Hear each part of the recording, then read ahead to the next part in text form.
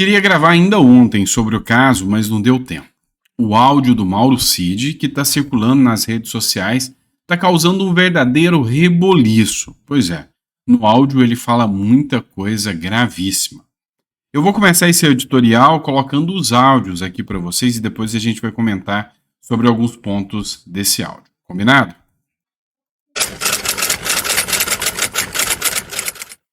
Eles queriam que eu falasse coisas que eu não sei, que não aconteceu, e não adianta. Você pode falar o que você quiser.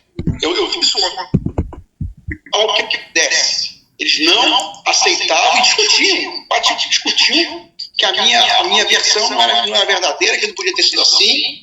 Olha só, a delação premiada exigia que ele falasse o que eles queriam escutar e eles discutiam que a versão que ele estava contando não era verdadeira, que não podia ser dita daquela maneira, que o delator era o Mauro Cid, que ele estava mentindo. Tinha que ser exatamente da forma que a Polícia Federal exigia. Eu estava mentindo, eles já estão com a narrativa pronta, eles não queriam saber a verdade. Estão com a narrativa pronta, não querem saber a verdade sobre o caso de cartão, sobre o caso de golpe, tudo isso. Eles queriam só que eu confirmasse a narrativa deles. Entendeu? É isso que eles queriam. E toda vez eles falavam: mas a sua colaboração tá muito boa.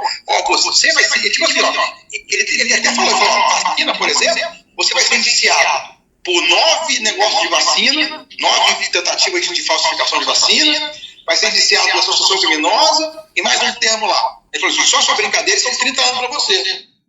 Eu vou dizer, pelo que eu senti, eles já estão com a narrativa pronta deles.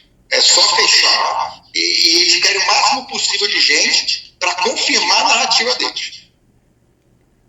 É isso que eles querem. Eles são a lei agora. A lei já acabou há muito tempo. A lei é eles. Eles são a lei. O Alexandre de Moraes é a lei. Ele prende, ele solta quando ele quiser, como ele quiser, com o Ministério Público, sem Ministério Público, com acusação, sem acusação. Quando eu falei daquele encontro do Alexandre de Moraes com o presidente, eles ficaram desconcertados. Eu falei: o que eu faço? Eu não vou botar no papel, eu vou me fuder. Mas o presidente encontrou secretamente com o Alexandre de Moraes no caso dos tiros na guerra. E aí? O Alexandre de Moraes já tem a sentença dele pronta. Eu acho que essa que é a grande verdade. Ele já tem a sentença dele pronta. Só está esperando passar o tempo, o momento que ele achar conveniente, denunciar todo mundo, o PGR a cara, aceita e ele prende todo mundo. Quem mais se fudeu foi eu. Quem mais perdeu coisa foi eu.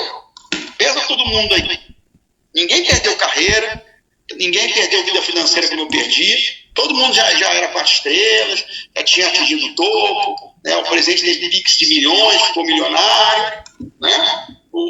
Tá todo mundo aí, o político é até bom essas coisas, e depois ele consegue se eleger fácil.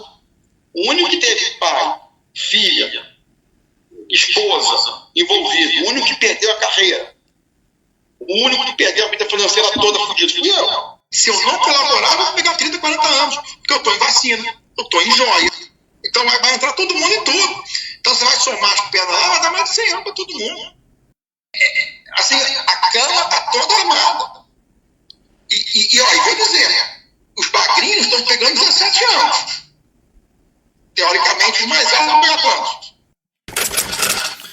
Você percebe aqui que é uma narrativa que foi dita pelo Mauro Cid aqui, a declaração, que todo mundo já conhece. É indiscutível que grande parte da população já acredita que está tudo pronto para o Bolsonaro ser preso e para todos aqueles que são oposição serem presos também. Isso aí é um assunto que rola hoje nos grupos apoiadores do ex-presidente Bolsonaro. E, sabe, as falas do Mauro Cid aqui são muito graves. Esse tipo de fala aqui, de que eles estão usando de pressão psicológica ou tortura psicológica para que a pessoa fale aquilo que eles querem ouvir, é o tipo de coisa que dá repercussão, inclusive na imprensa internacional. A Veja também soltou uma matéria aqui dizendo o seguinte: jogo duplo. E aí ela falou que o Mauro Cid relatou os casos aqui, possíveis planos golpistas, mas que na verdade está tudo pronto, que o que eles querem é só chegar em confirmações daquilo que eles querem. Eles não querem buscar a verdade, eles querem buscar a verdade deles. Tanto é que o Ale Freitas pegou um trecho dessa matéria e publicou aqui pra gente, ó. Mauro Cid. Eles, a Polícia Federal, estão com a narrativa pronta. Eles não queriam saber a verdade, eles queriam que eu confirmasse a narrativa deles. É tudo que está constante ali dos áudios que vocês acabaram de ouvir exatamente nesse momento. O Ale Freitas escreveu o seguinte: um judiciário e uma Polícia Federal corrupta e só conseguiram usou a palavra aqui, bosta, de um cartão de vacina que nunca foi usado. É surreal.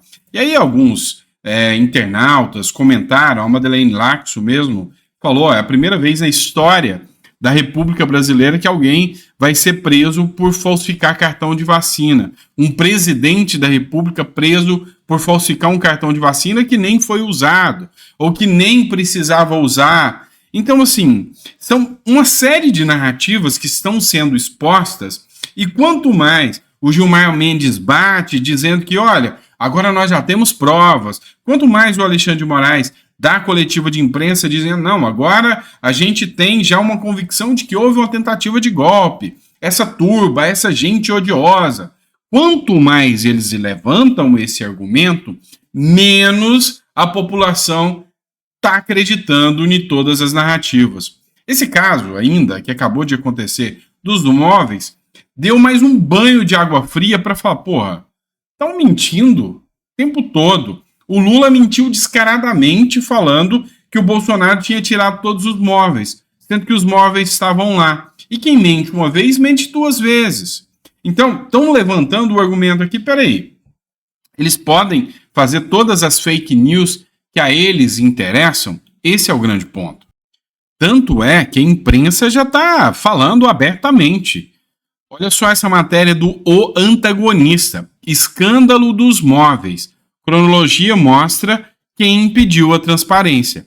Lula, que defende um PL das fake news contra os outros, deveria ser punido pela sua fake news, em tese caluniosa, mas há outro culpado nessa história. Quem é o outro culpado dessa história?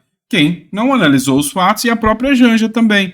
Então, assim, sabe, é insano você ver que um presidente da República, para, sabe, atacar o ex-presidente da República, ele usa de uma fake news tão grande como essa, e o que é, sim, sem sombra de dúvidas, inclusive uma tese caluniosa aqui que o Lula aplicou. Então, assim, essa narrativa do Mauro Cid, esse áudio que foi exposto, é lógico que a esquerda vai tentar minimizar, dizendo, olha, isso aí é para agradar os bolsonaristas, isso aí é para descredibilizar o Alexandre de Moraes.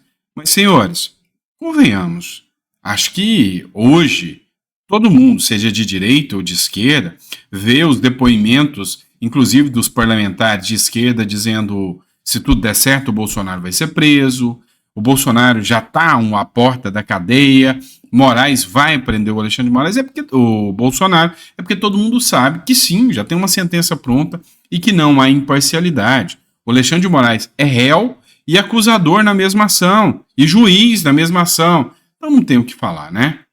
Vamos lá, pessoal, partindo para outro assunto agora.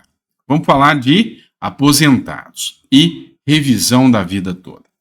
Eu lembro que durante o período que eu atuava em prol dos aposentados, pessoas com deficiência, e depois eu comecei a falar mais de política, que eu vi que, sabe, é mais importante criar consciência eleitoral nas pessoas do que ficar fazendo projetos de lei para apresentar.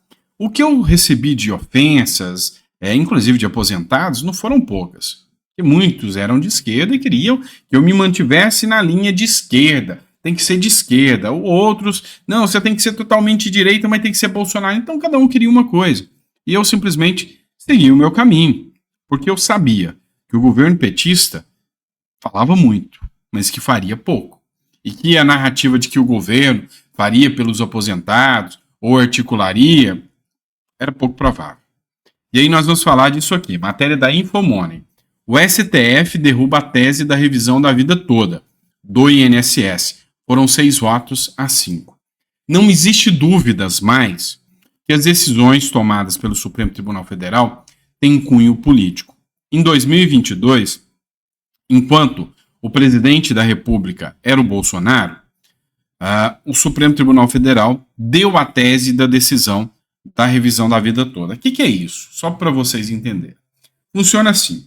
A revisão da vida toda quer dizer que aquelas pessoas que contribuíam antes de 1994, e o que aconteceu em 94?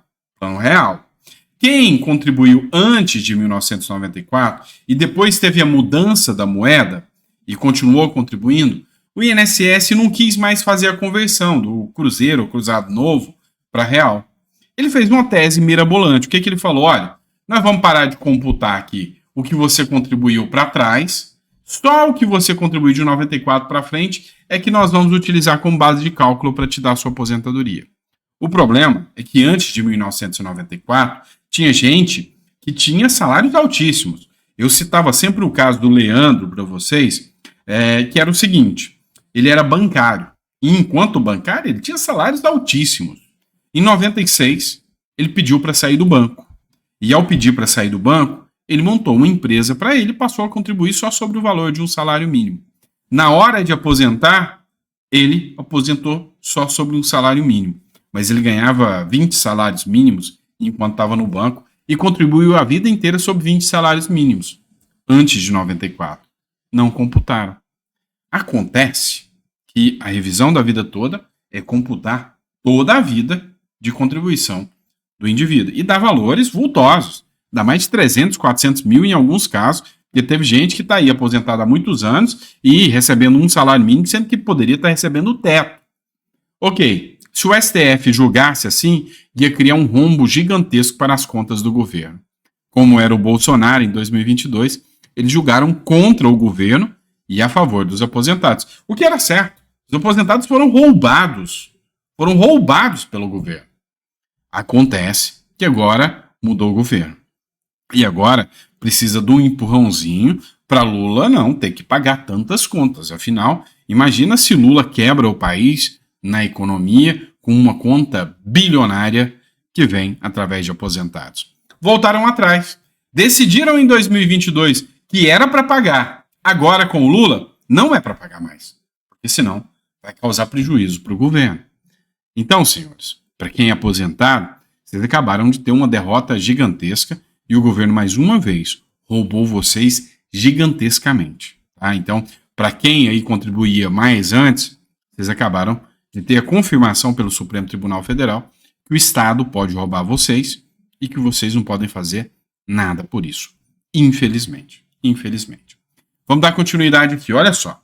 Nízia Trindade resolveu falar, né? E aí tem o caso da dengue. Nós passamos 2 milhões de casos de dengue. Já tem, acho que 600 ou 700 mortes confirmadas e mais de 1.200 ou 1.300 e já só falta confirmação. Ou seja, o caso está ficando grave. Falaram que a culpa era do clima. Não colou muito bem, mas espera aí. Na época do Bolsonaro, tudo era culpa do Bolsonaro. Agora com o PT, a culpa é do clima. E aí, eles resolveram dividir a culpa e assumir alguns erros. A culpa também não é mais só do clima. A culpa é pela misoginia, ou seja, é porque ela é mulher. Então, se ela é mulher, criticam ela porque a gente não está recebendo vacina da dengue. Você pode achar que é piada, mas não é não. Matéria da Gazeta do Povo. Críticas ao Ministério da Saúde estão motivadas por questões de gênero, diz Nízia Trindade. Nesta quinta-feira, a ministra da Saúde, Nízia Trindade, disse que a pressão de representantes do Congresso Nacional sobre a sua gestão tem motivação evidente em questões de gênero. A fala foi feita em entrevista à CNN. De acordo com Nízia Trindade, as críticas motivadas pela demora na liberação de emendas parlamentares e em sua liderança pouco agressiva fazem parte de um ambiente de manifestação do machismo. Ela chorou quando o Lula chamou a atenção dela no meio de todo mundo. O Lula, o feminismo, né, o feministo Lula, né, que defende as mulheres como se não houvesse amanhã, e o Bolsonaro, que era um machista, o Lula colocou uma mesa cheia de homens e chamou a atenção dela, o bom e velho esporro, né? Deu um esporro nela no meio de todo mundo e ela precisou sair de lá chorando. Mas a culpa é do machismo, da população que cobra ela, dos deputados que cobram ela. Sabe? Eles se esquivam em cima de narrativas. Vocês sabem muito bem como funciona a regra do jogo. Bora falar de questões internacionais que são quase nacionais também, né? Vamos falar de Cuba agora. Matéria do Brasil Sem Medo.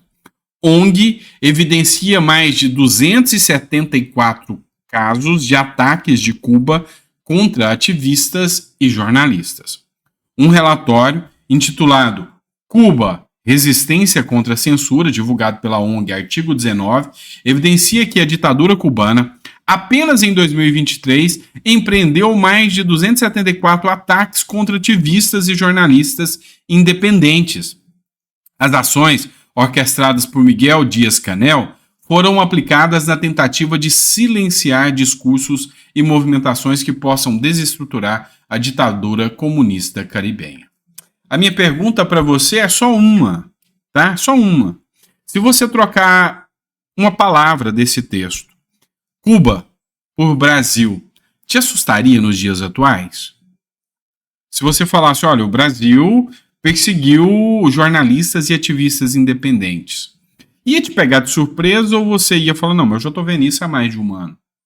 A resposta é sua, você que me responde. Mas eu, na minha visão, eu acredito que muitos não assustariam se vissem essa mesma matéria com o nome Brasil no lugar e trocando também o nome do presidente. É óbvio, né? Vamos lá. Outra questão que a gente precisa discutir. Toffoli manda a Polícia Federal complementar a apuração de injúria a Moraes na Itália. O ministro Dias Toffoli do Supremo Tribunal Federal determinou que a Polícia Federal complemente as investigações em casos sobre a hostilidade contra a família de Alexandre de Moraes no aeroporto de Roma, na Itália. Toffoli atendeu a um pedido da Procuradoria-Geral da República, que se manifestou a favor do caso voltar para as autoridades policiais a fim de obter mais elementos do caso. Em fevereiro, a Polícia Federal concluiu que o empresário Roberto Mantovani Filho cometeu crime de injúria contra o filho do Alexandre de Moraes, Alexandre Barsi de Moraes, no aeroporto de Roma em julho de 2023, quando o magistrado estava no país com sua família para participar de um evento. Na ocasião, Moraes e os familiares teriam sido abordados e ofendidos por brasileiros que o encontraram no terminal. O filho do magistrado poderia ter sido agredido com um tapa. Após analisar as provas, a PF concluiu que há materialidade e autoria do crime de injúria, cometido por Roberto Mantovani Filho contra Alexandre Barsi. Vamos resumir isso aqui para vocês, tá? É o seguinte, Moraes estava num evento, teve uma discussão, fizeram uma mídia gigantesca falando que o filho do Moraes tinha sido agredido. Aqui a Polícia Federal fez um relatório que foi questionado até pela Associação dos Peritos, dizendo que o relatório da Polícia Federal era mentiroso. Os peritos da Polícia Federal falaram, olha, esse relatório não poderia ter sido feito dessa forma. O relatório dizia que, aparentemente, supostamente, dá-se a entender que o filho de Moraes foi agredido. Acontece que esqueceram de combinar com o aeroporto de Roma, que soltou uma nota dizendo que não teve agressão nenhuma. E até hoje, ninguém jamais viu essas imagens do aeroporto. Por que não liberam as imagens? Nem a defesa teve acesso às imagens do aeroporto. E agora, a Polícia Federal concluiu que, olha, não dá para segurar a tese de que ele foi agredido. Vamos falar que ele foi injuriado, ou seja, recebeu xingamentos. Mas até agora, o único vídeo que veio à tona é um vídeo do Alexandre de Moraes xingando a família e o Mantovani de bandido. Pois é. O Nicolas está sendo processado por chamar alguém de ladrão, lembra? Mas outros podem. O grande ponto que a gente precisa discutir hoje e observar é que é muito estranho o ministro do Supremo Tribunal Federal, Dias Toffoli, acata um pedido da PGR que está atuando quase que como defesa do Alexandre de Moraes, pedindo para a Polícia Federal mais ou menos o seguinte, investiga direito que vocês têm que achar um crime aí contra o Mantovani para limpar a barra do Alexandre de Moraes. É isso que a gente consegue perceber hoje com essa matéria aqui. Então, assim, Situação, sem sombra de dúvida, tensa demais dentro da política brasileira. E não só da brasileira, vamos falar da política venezuelana também. A Venezuela vive uma semana de tensão máxima à medida que vai chegando o fim do prazo para inscrição de candidatos para as eleições presidenciais. A líder opositora, Maria Corina Machado, afirma que vai se inscrever para concorrer ao pleito, mesmo estando inabilitada por 15 anos. Vamos lá, vamos entender. A Maria Corina está inabilitada de concorrer. Cometeu crimes, segundo eles, atentou contra o Estado Democrático de Direito, lá na Venezuela. Então, durante 15 anos, ela não pode concorrer. Falou mal do Maduro. O Maduro é a democracia venezuelana. Então, falou mal da democracia. 15 anos, ela não pode concorrer. Ela falou que, independentemente da vontade de Maduro, ela vai se lançar candidata e ela está fazendo campanha, desrespeitando a decisão da Corte Suprema da Venezuela. Acontece que nesse meio caminho, o líder da campanha dela foi sequestrado pela polícia bolivariana. Hoje, mais 6 pessoas do grupo da campanha dela foram presas por fazer discurso de ódio. A Maria Corina está criticando o Lula porque o Lula endossa a campanha do Maduro. O Lula é o fiador do Maduro aqui na América do Sul todinha. E o Maduro recrudesceu a pressão na Venezuela e manteve apoio de Lula mesmo assim. Então, assim, o Globo aqui está criticando, vocês estão vendo que tem a matéria do Globo aqui em plano de fundo, o Globo está criticando muito porque o Lula insiste em dizer que a Venezuela é uma democracia. A impressão que eu tenho é que a Venezuela está se tornando um modelo a ser seguido pelo Lula. 10 soldados e policiais são condenados a 30 anos por não fazer campanha para Maduro. Então, assim, é insano você ver o que acontece lá, e o mais insano é você ver que esse pessoal da esquerda passa pano para isso e ainda tem, assim, a disfarçatez, ou melhor, nem fica com o rosto rubro, né? Nem fica vermelho de dizer que é uma democracia e que são pela democracia. Eu acho que nada mais mostra a verdade do que o tempo. Acho que esse 1 ano já foi suficiente para fazer o Lula despencar nas eleições e para fazer a esquerda recrudescer ainda mais, ou seja, ficar pequena. E aí, a última pesquisa que o UOL teve que liberar mostrou muito bem. A esquerda é menos da metade da quantidade de pessoas que se declaram de direita. E as pessoas de centro, muitas delas falam que são de centro, não são de direita, mas que nunca votariam na esquerda. E aí? Vocês estão vendo a esquerda cair.